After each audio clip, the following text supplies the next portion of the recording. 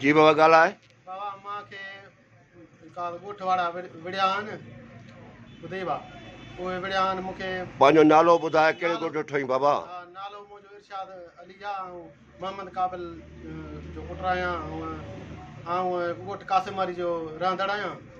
उतां वरी जीअं असां मज़दूरी करे मोटिया आहियूं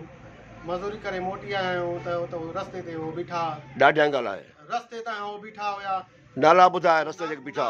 नाला एहसान अली गुल ऐं नंगर शौकत अली ऐं ॿियो हैदर अली असगर एहसान इहो नालो छा नूर मोहम्मद सूमर इहे सभई 8-10 ॼणा मूंखे मार कुट कई अथनि विड़िया आहिनि मूंखे ऐं मूंखे धक नक वारी हॾी बि मुंहिंजी भॼी पई आहे। मां वठी वियुमि लेटर हितां खानवण मां वठी लेटर मूंखे ॾिनो आहे मुंशीअ।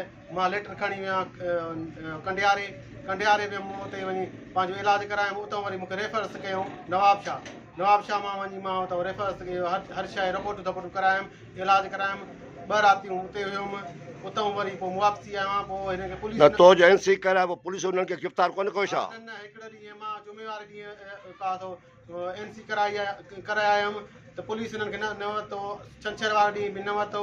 वरी जुमे वारे ॾींहं ते करायुमि वरी छंछर जे 8-9 बजे पुलिस हुननि 2 माण्हू ॿधी वई।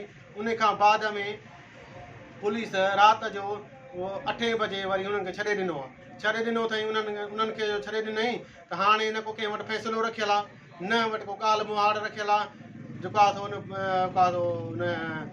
SHO छॾे ॾिनो आहे। मतिलबु उन्हनि खे तो में हाणे ख़तरो आहे तोखे? मूंखे उन्हनि खां ख़तरो आहे ऐं मूंखे एॾो ख़तरो आहे जो मां SP आला इदारा जेके बि आहिनि उन्हनि सभिनि खे मां चवां मूंखे तहफ़ुज़ ॾिया वञे मुंहिंजो इंसाफ़ कयो वञे। मां रोज़ी कयां थो मुंहिंजे बचनि जो 5 किलो 2 किलो अटो वठी खाईंदो आहियां। मूंखे न को बनी आहे न ॿारो आहे न छा ऐं हुननि जूं बनियूं आहिनि 50-50 जॾहिं बि उहे काइनि था ऐं सदाईं लाइ मूंखे मार कुट कंदा था रहनि। आले इदारनि खे SP खे सभिनि खे बिलावल साहब खे सभिनि खे मां हथ जोड़े अर्ज़ु थो कयां बीबी फातिमा ज़हरा जे मोहम्मद मुस्तफ़ा जे सदके मूंसां मुंहिंजो इंसाफ़ कयो वञे। शुक्रिया।